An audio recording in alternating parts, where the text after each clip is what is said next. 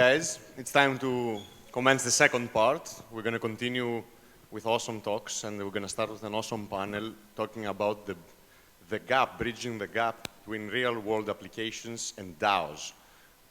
Most of us have been asked about applications in blockchain. We usually give really weak examples. I think it's time to hear some real stories. They're going to introduce themselves one by one. I think it's the best. And Anni is going to help us on that. Thank you. So, hi, welcome everybody after the break. I'm Anni, and my background is engineering, but I've been in sales for years, and I'm always interested with these technologies, making it practical. So the technology is amazing. We all know it, we love it, but I want to see more real-world applications and not just, a theoretical exercise or what we are very used to seeing. So I'm really looking forward to hearing from each and every one of you, your backgrounds, so a short introduction of who you are, what you do, and how what you do is practically applied in the real world. So I'm sitting in the middle, so would you like to start? Okay. Nice to meet you all. Welcome here. Hi, Anni. Hi to my fellow colleagues. I say because, in a way, we are all colleagues here because we share the same dreams. We try to make this thing happen in real life, of course. I'm Dimitris. I'm a co-founder in Keras Club. We're doing some projects in AthensDAOx, contributor. And I'm a Peacekeepers advisor. So, nice to be here. Thank you all for inviting me. So, Anni, about what you told about the gap between real life and DAOs. As we remember, maybe some of us remember from the first DAO was released, I think was 2016 in the market. And we look now 2023, and the steps are beyond imagination.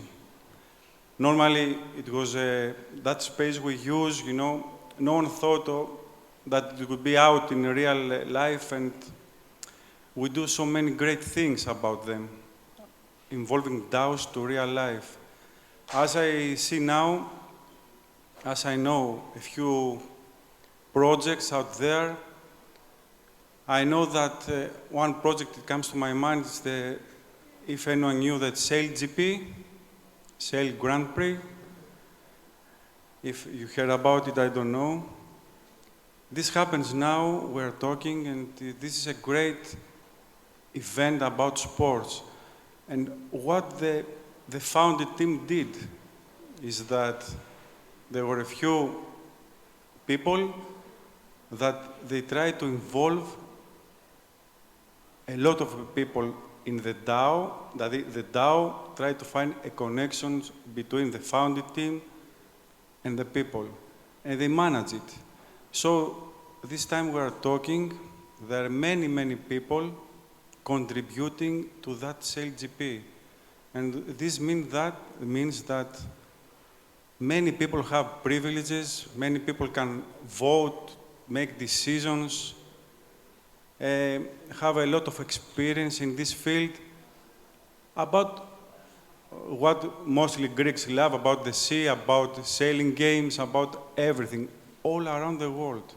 Because this is what DAO is, eventually, is to fill in the gaps globally, to make everyone participate it doesn't matter where you are or your status is. Participate in what you like to do. This is my first, and if I have time to say one more, my favorite is MoonDAO. Okay, I don't know if you hear about it, but from the 1961, I remember it was the first man step on the moon. We couldn't know that we had the opportunity nowadays, to participate in a project that maybe can take us to moon. Of course, you need a lot of things to manage through this DAO. But this is an opportunity that we couldn't even know about it.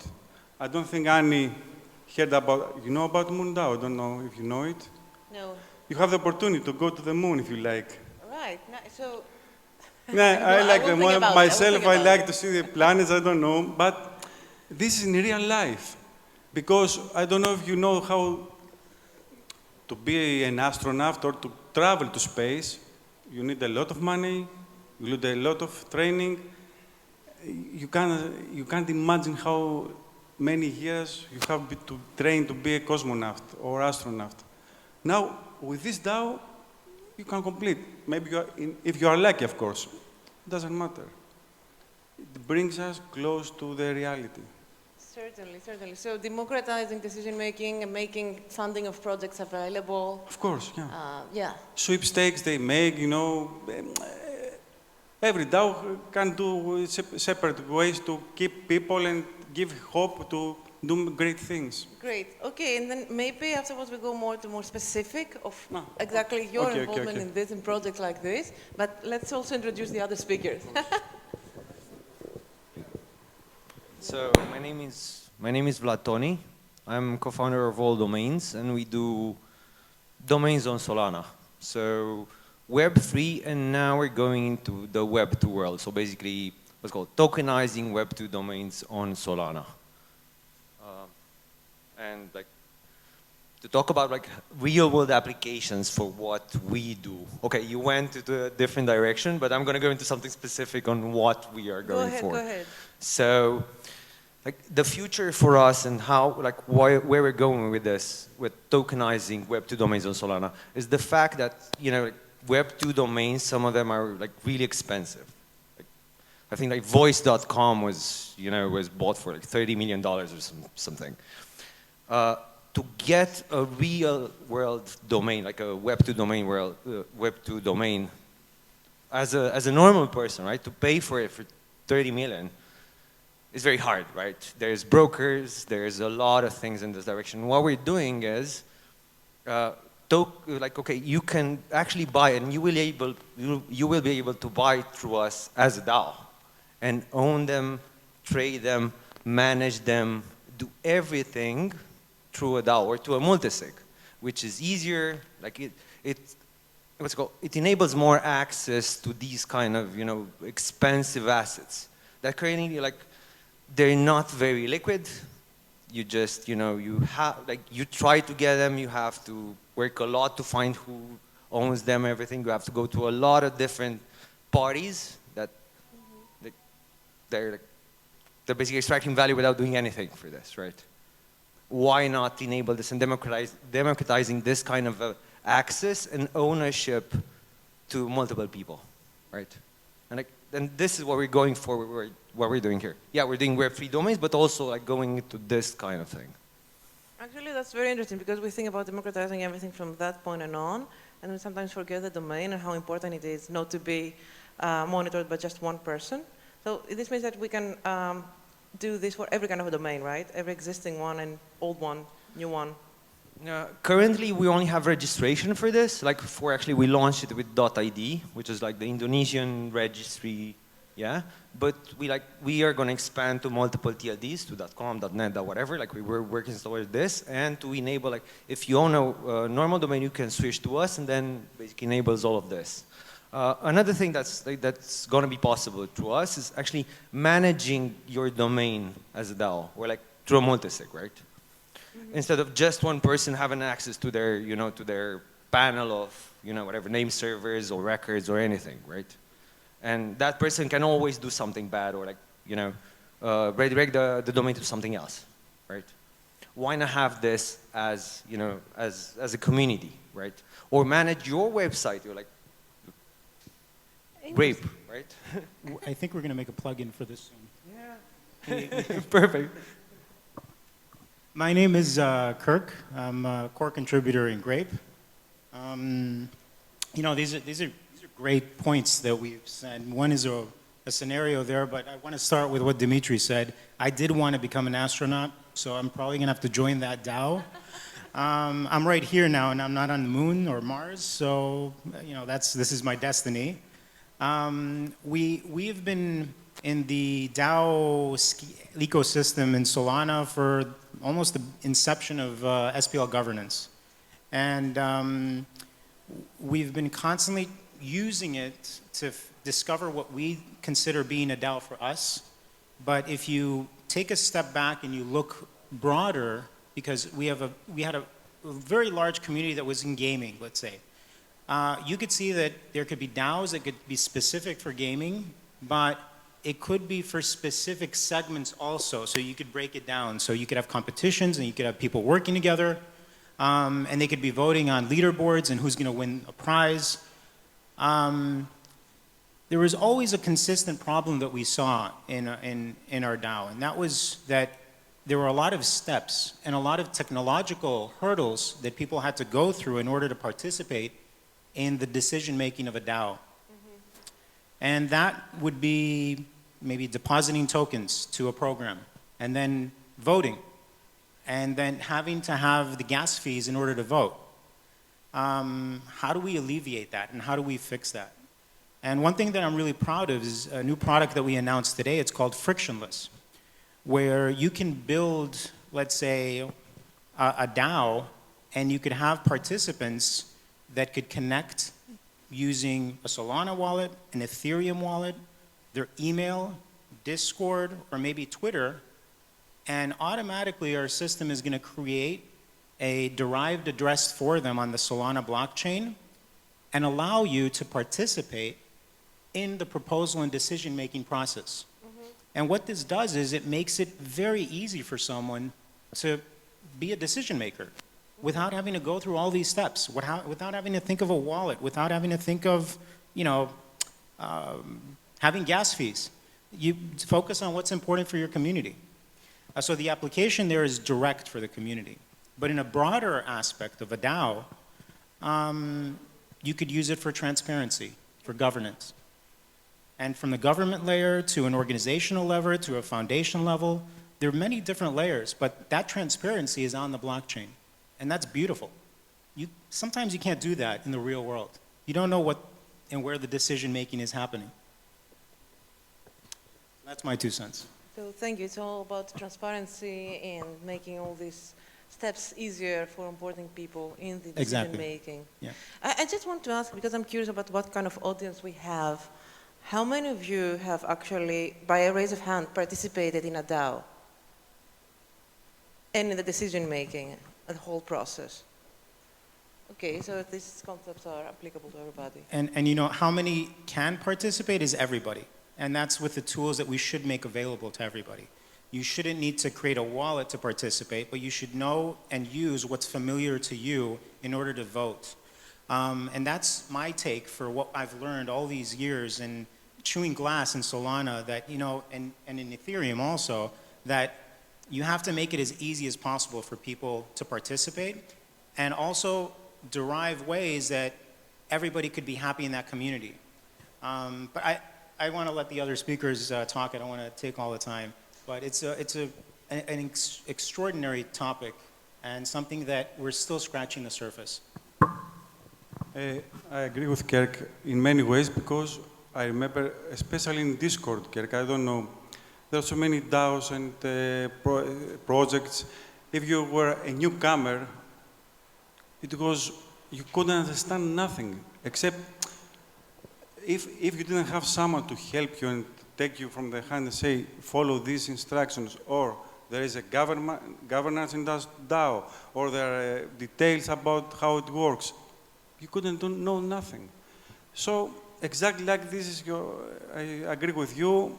And not only that, but because the technology is so new, it changes so fast. Yeah. Let's make it easy. Maybe Anni doesn't want to share her wallet. Maybe she wants to connect with her Twitter. Maybe she wants to connect with Discord. Maybe she wants to be anonymous forever. Give that option. We wake up and I open LinkedIn, for example, and I discover new words. I say, what? New words, new definitions. I say, what is this now? Let's read about it. Every day exactly is different. Hard to keep up, but okay, I think everyone is doing its best, because we try to keep this space alive. I think it's really important what you're doing, like, because it's part of the process and it helps people onboard the DAO. But I'm also looking more to what you said in the beginning, like the Moon DAO, a mission.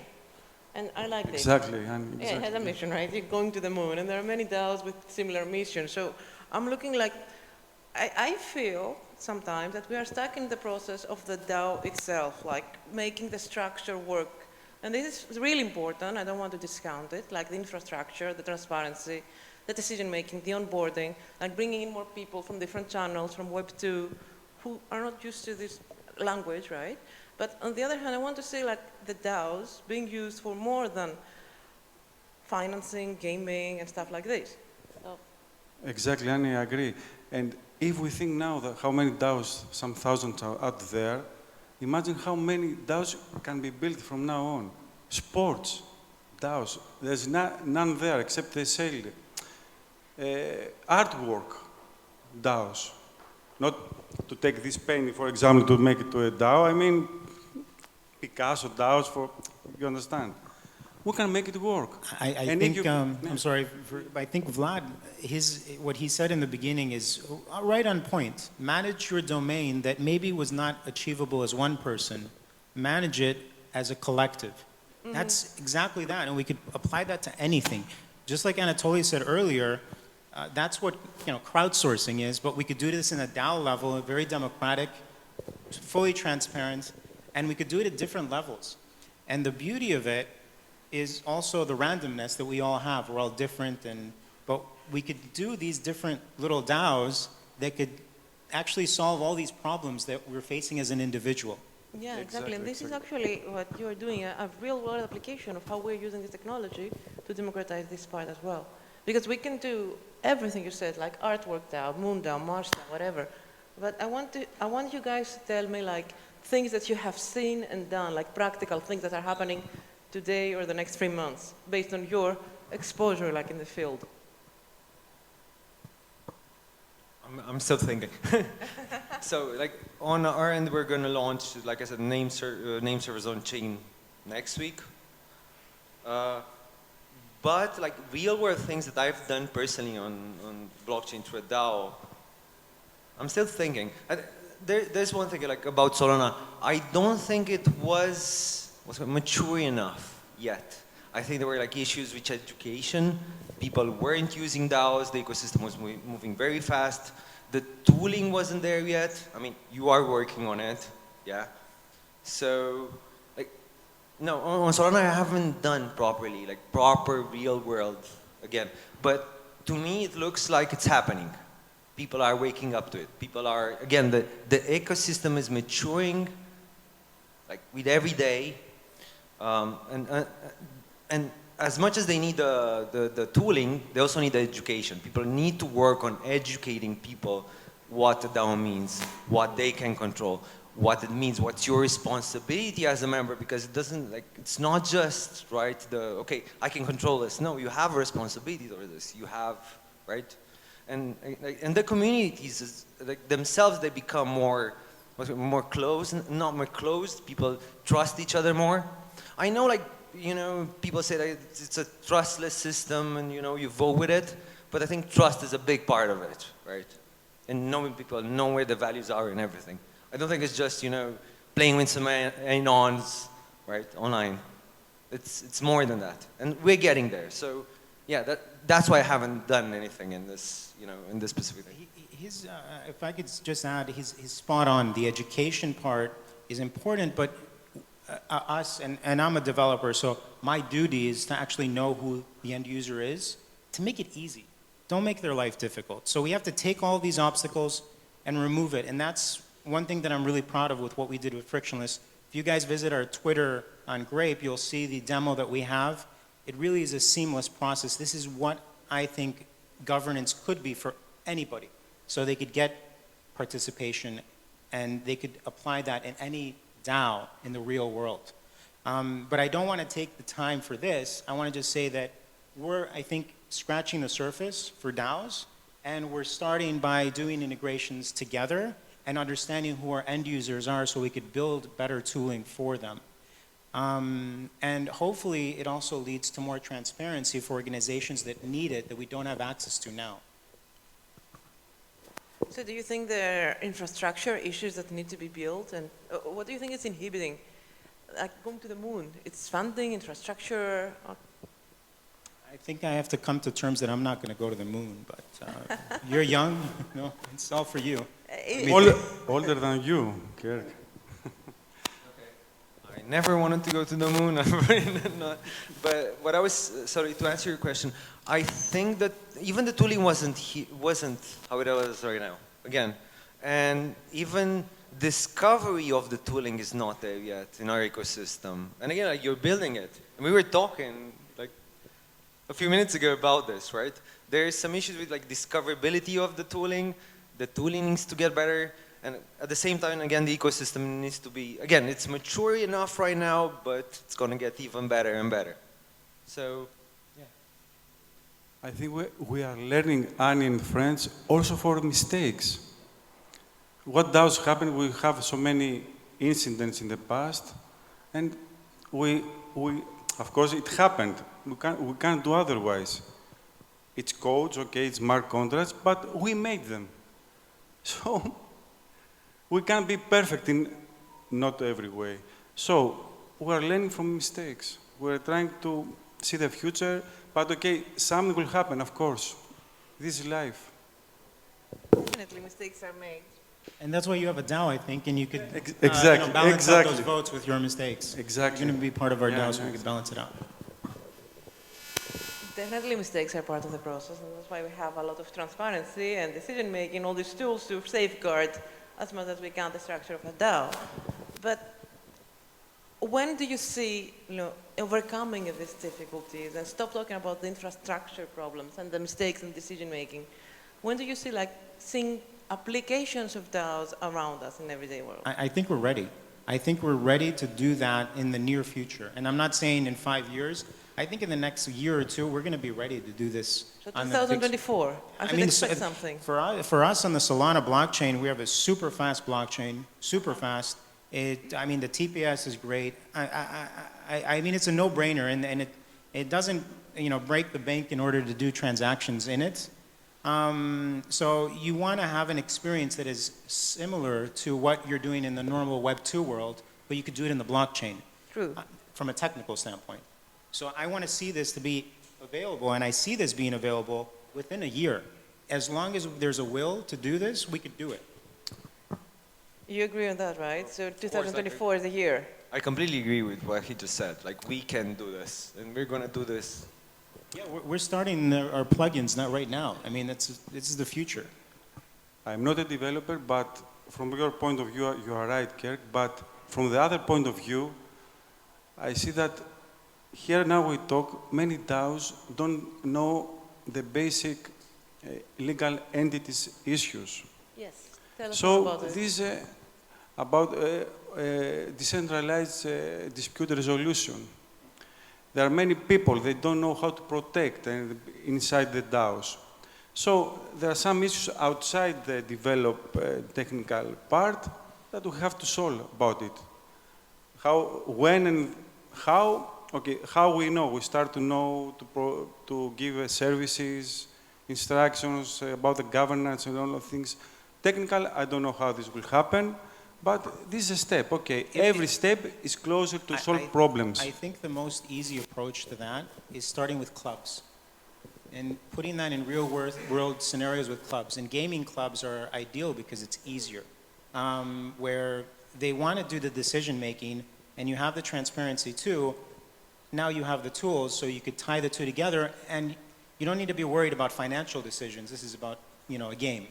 So I think that is where you could test it out and see how it Exactly, works. with less, yes, less failure. Yes. That doesn't count. Yes, I agree. Do you see this happening more with existing projects, like going towards the actualization of what they have been created for, or do you see new projects coming in? What would be easier, like greenfield or brownfield? Is that a question for me or for Vlad? Just anyone who's ready. I mean, I think it depends on the project. I think it's easier to start with a new project and to do mistakes than to abort the previous project. So I think it's going to be a mix. To answer your question, I think it's going to be a mix. Once we educate more people learn about this, then probably the existing projects are going to come here. But otherwise, they're going to be people from this ecosystem, like for pre-existing people in this ecosystem that are going to start projects that are going to be decentralized from the get-go. I think because there are DAOs who have been formed like a couple of years back and they have already hurt themselves, like the people inside them have already made mistakes, maybe learned, maybe not learned, and now there's infrastructure coming up which enables the real-world applications. Now I'm just saying, in that sense, would it be easier for them to migrate to actually do the real-world application, or would it be easy for somebody virgin in the field to come in? And so you're asking if they were going to transition to Yes. a real world, or maybe I think the term, like, I'll take a random DAO, for example, that's like Monkey DAO, for instance. The real world, they're already applying it in the real world because they are doing financial decision making, I think, in their DAO. And you also mentioned the football club, so I want to say, this Football. is something completely virgin to DAOs, right? There are some, maybe, but would it be easier for a football club to be onboarded to a DAO and make the real-world practical application of it, or Monkey DAO? I think, well, not Monkey DAO per se, but if you, well, in general, if you make it easy for the person that's going to participate, yeah, you got a win-win scenario.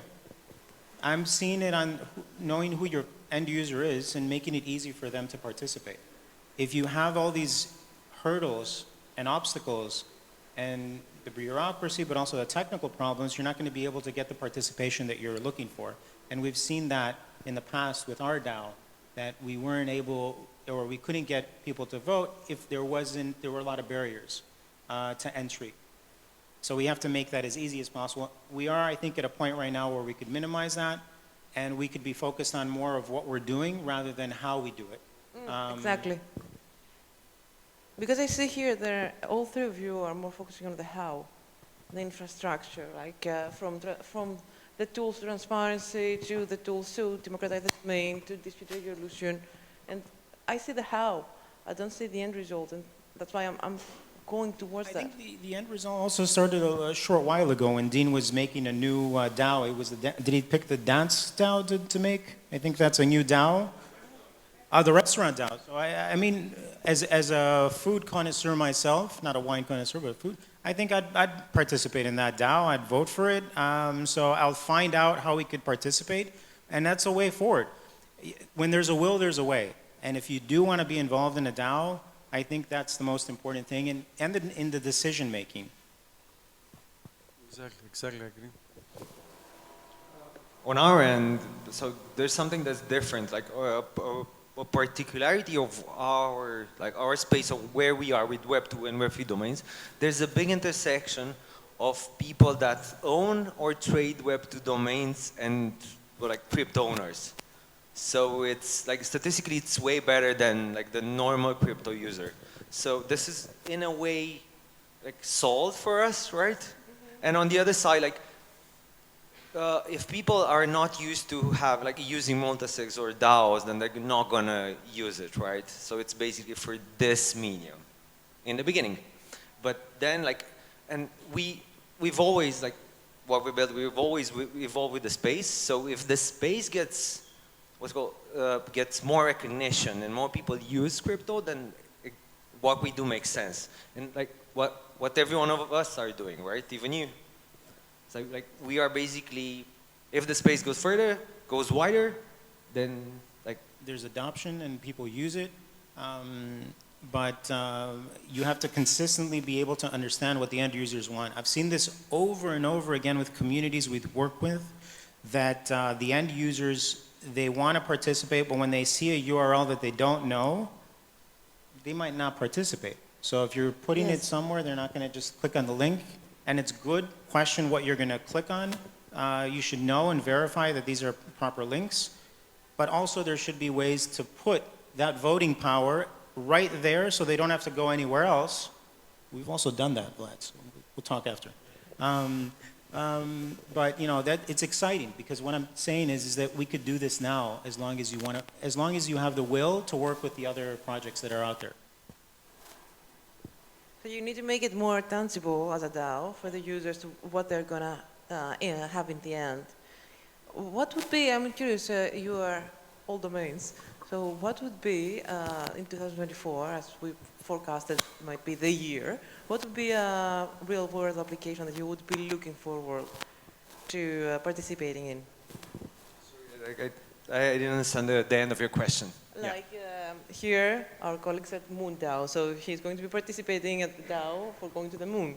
This is what is driving him. You mentioned the Dance DAO. Dance DAO for sure. I've also made a developer DAO called CollabX of my own, so I'm doing that too, which is a little fun project of ours. I've made up 3 or 4 more DAOs just for the fun of it because you could do it. But I want to make it easy for the end user. So back to Vlad, So what kind of DAO will I enter in a year, or like where can I? Something about sailing probably in Greece or somewhere in the Med. I would be down to that. Yeah. And grape. Yeah, of course. Obviously, that was like that's not a discussion. Yeah, some sort of like sailing DAO or yeah, the sort of thing. That's yeah. All right, so let's say I want to start a DAO now, and I want to, I'm thinking about the end result. I want to, let's say, produce merchandise for women participating in blockchain events. Let me take you a step back. Wait, we have a few steps. If you're talking about crypto, you're going to do an NFT or are you going to do a token? Yeah, probably both. Probably both. So what kind of NFT are you going to get? Because we got our competition there, which is PubKey. You're probably going to use PubKey at some things. Maybe you're going to use Grape, maybe someone else. So you want to know who the people are that are using those NFTs are. So you're going to make a Discord probably to get your users to use that, right? So you're going to use some form of verification. And you're going to put it on your Discord. There he is. You could reach out to him. He does PubKey, and he got first place, so congratulations. We do that also, but the most important thing is being able to know who the people are that have your NFTs to verify that they're actually in your community, and maybe we could label them on Discord with some, you know, this is the super user, or this is our member that has this NFT or the token. The next step after that is you're probably going to have to set up a DAO, right? What are you going to use as a technological infrastructure in order for them to participate? You're probably going to have to set up something with SPL governance, which Sebastian, I don't see him here, but he's actually written the program for that. You would use that to set up the DAO where people could vote with that NFT or with the token. Right. A lot of steps. A lot of stuff. And maybe you're going to need someone to handhold you through the process. Also, legal entity. Legally, the disputes Most that are going to important thing, arise. how did I skip that? This is one Most of the most important thing, important, yeah. Legal entity.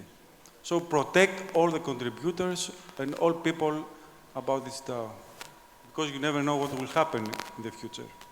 True. So imagine I'm now thinking about making something simple as clothes, but if I were going to the Mars or Moon, the process of setting it up takes a lot of time, right?